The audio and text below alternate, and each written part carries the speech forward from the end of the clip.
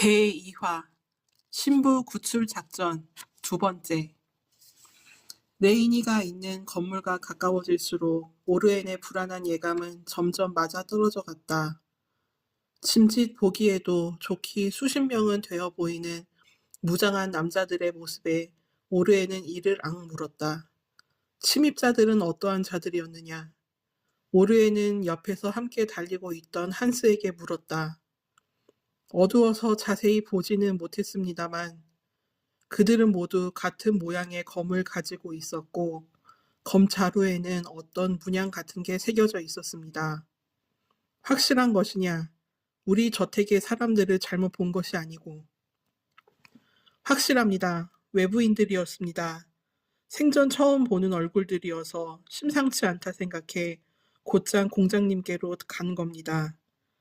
저택에서 일하고 있는 사람들은 서로가 대부분 안면이 있는 사이였기에 못 알아볼 리가 없었다. 그리고 라세아크 공작가의 보안은 황성 못지않게 철저하기로 유명해 신원불명의 사람이 절대 들어올 수가 없다. 그만큼 보안이 치밀하고 엄격하게 설정되어 있다. 문제는 오늘 아침 일찍이 산적 토벌에 참가한 라세아크 공작가의 기사들이다. 하필이면 이럴 때 주요 병력인 기사들이 자리를 비웠다니 예감이 좋지가 않았다. 유일하게 남아있는 기사라곤 현재 함께 뛰고 있는 한스가 전부였다. 하필이면 기사들이 자리를 비운 날 들어오다니 타이밍 한번 절묘하군. 신원불명의 사람이 저택으로 들어오려면 두 가지 방법밖에 없다. 첫 번째는 오르엔 자신이나 피이나의 허락을 맡아야 한다. 두 번째는 무력으로 억지로 뚫고 들어오는 방법이다. 검 자루의 문양은 어떠했느냐? 그게 한스는 방금 전에 보았던 무장한 남자들의 검 자루 문양을 떠올려 보았다. 워낙 캄캄한 밤이었고 갑자기 나타난 경우였기에 이렇다 할 정도로 자세히 기억이 나지를 않았다. 죄송합니다. 순식간에 일어난 일이라 기억이 잘. 됐다. 사병들은 소집해놨느냐? 네. 근처에서 대기하고 있기에 먼저 가 있으라고 지시를 내려놨습니다. 아마 지금쯤이면 그들과 대치하고 있을 겁니다. 제 아무리 황제라도 함부로 쳐들어올 수 없는 곳이 라세아크 공작가이다. 그런데 대체 어떤 강큰 놈들이 쳐들어왔단 말인가? 어이가 없다 못해 황당하기가 짝이 없다. 비키란 말 안 들려? 당장 이 저택에서 나가. 하녀들이 쓰는 건물 앞에 도착하자 사병들의 고함 소리가 살벌하게 공기 중으로 울려 퍼졌다. 그들은 건물 앞에서 정체불명의 남자들과 신경전을 벌이고 있었다. 덕분에 저택의 모든 이들이 그 소리를 듣고 몰려와 두 세력 간의 싸움을 흥미진진하게 구경하기 시작하였다. 하, 몇 번을 말해야 알아듣겠소. 잠깐이면 된다 하지 않았소. 어찌 그리 인내심이 없는 거요. 그러니까 여자들한테 인기가 없는 것이요. 모름지기 남자라면 묵묵히 인내하며 기다려주는 게 예의이거늘. 어찌, 쯧쯧. 능글맞은 표정으로 고개를 절레절레 저으며 사병들의 신경을 살살 긁어대는 초록빛 머리의 남자. 남자는 이 긴박한 상황에 어울리지 않게 매우 여유로워 보였다.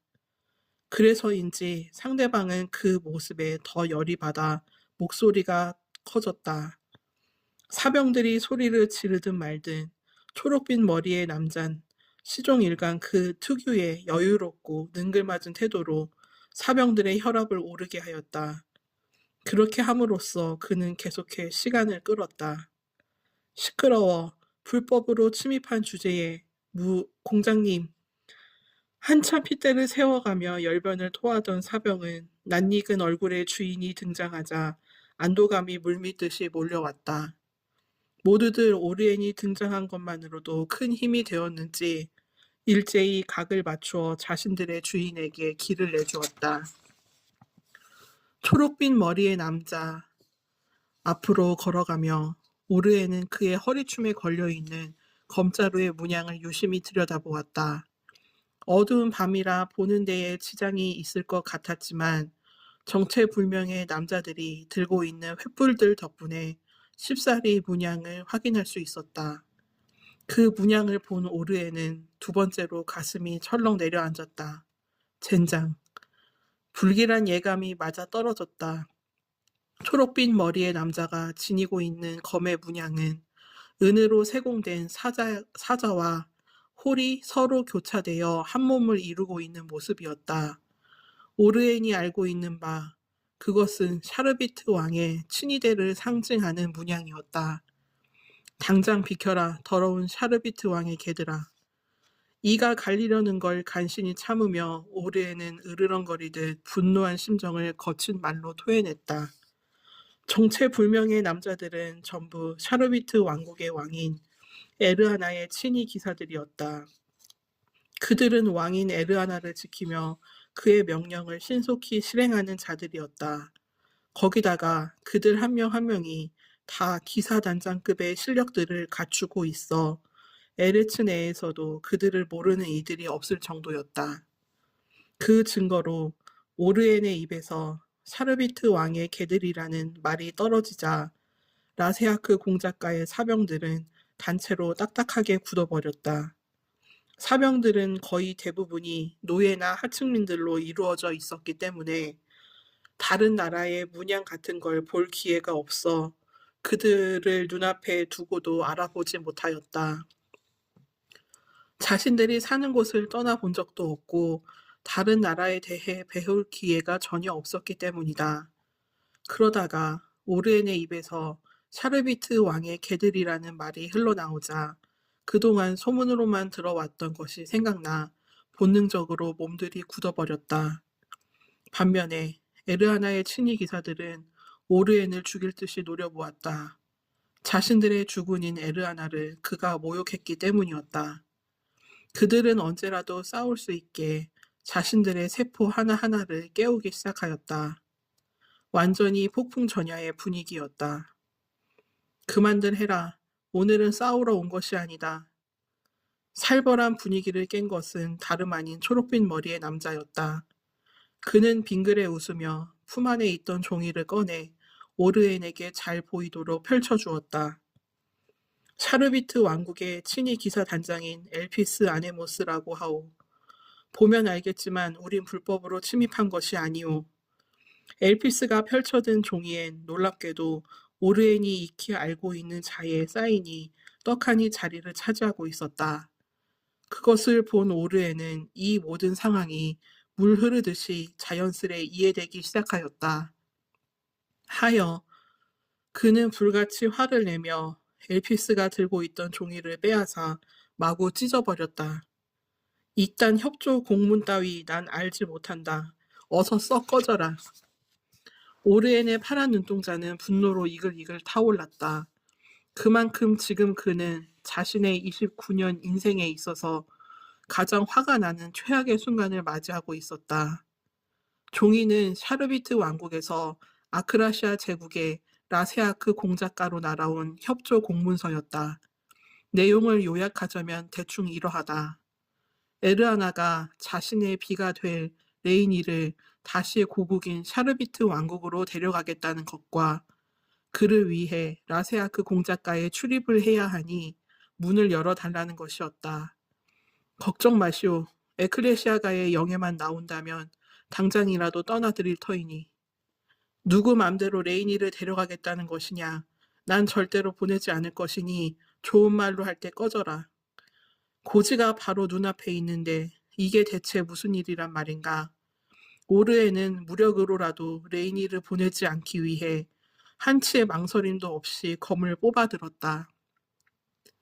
그런 주인의 모습을 보고 사병들도 일제히 뒤를 따라 검을 뽑아들었다. 결국 피를 볼 셈이요? 지켜보고 있던 엘피스가 똑같이 검을 뽑아들며 물었다. 싫다면 레이니를 놓고 나가라. 그렇지 않다면 전쟁을 일으키는 한이 있더라도 내 녀석들과 내 녀석들의 더러운 왕을 용서하지 않을 것이다.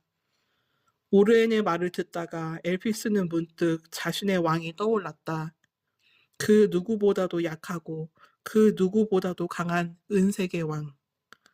왕족 모두 금색의 머리로 태어나는 샤르비트 왕실에서 유일하게 홀로 은색의 머리로 태어난 그는 유난히도 맑고 깨끗한 파란색의 눈동자를 지니고 있었다.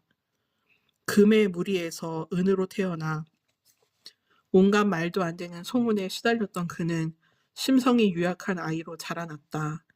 천성이 워낙 온화하여 그렇게 보인 점도 있었지만 어딘지 모르게 늘 움츠러들어 있고 기가 죽어 있는 아이였다. 그래서 에피스는 그가 거슬렸고 유독 신경이 쓰였다. 옛날에 어떤 한 유약한 소년이 있었소. 오르엔을 향해 검끝을 겨냥하며 엘피스는 뜬금없이 이야기를 시작하였다. 그러면서도 그의 눈은 적인 오르엔을 똑바로 주시하고 있었는데 그는 오르엔의 얼굴 위로 에르하나의 얼굴을 겹쳐보며 추억에 젖어들었다.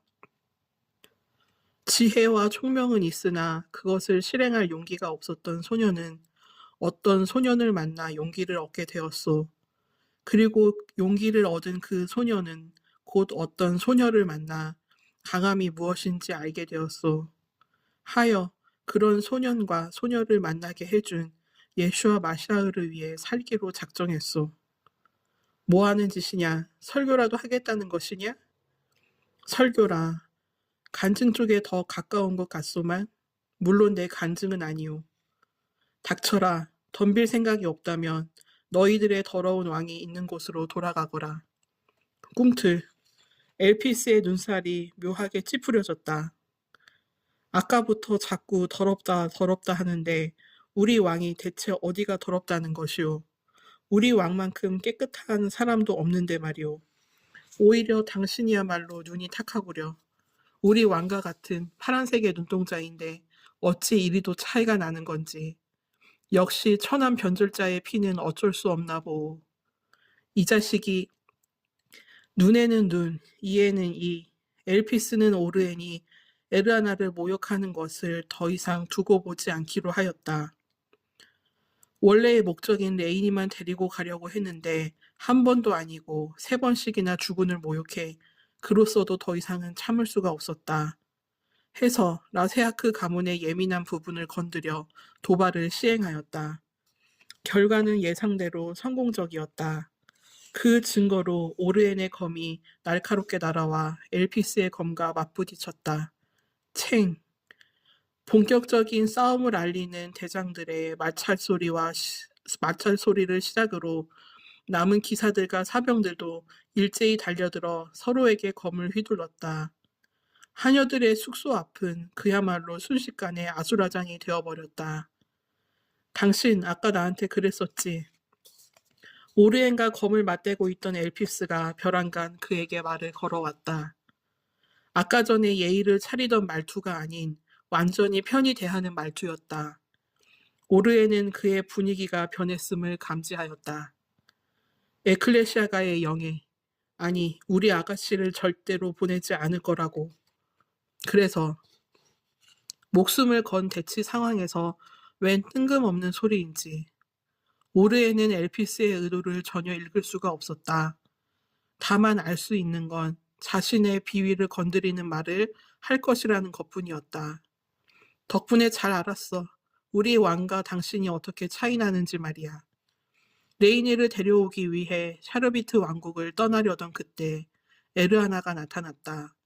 그는 엘피스 앞으로 다가왔다. 주군을 본 엘피스는 급히 말에서 내려 얘를 취하려 했으나 에르하나는 괜찮다며 전해줄 말이 있어 왔다고 하였다. 그것은 레이니와 오르엔 두 사람에게 보내는 전원이었다. 원래는 아가씨에게 먼저 전해줘야 하는데 일단은 당신에게 먼저 우리 왕의 각오를 들려줄게. 우리 왕께선 말이지. 엘피스는 에르하나에 비해 너무나도 탁한 오르엔의 파란색 눈동자가 마음에 들지 않았다. 그리고 무엇보다도 자신이 그토록 오랫동안 지켜봐왔던 사랑스러운 연인을 갈라놓으려 한다는 게 제일 용서가 되지 않았다. 그들을 보고 사랑이 무엇인지 알게 된 엘피스에게 에르하나와 레이니는 소중한 보물과도 같은 존재들이었다. 목숨이 다하는 그날까지 둘의 사랑을 지켜주겠노라고 다짐했었는데 그 다짐을 지키지 못하였다.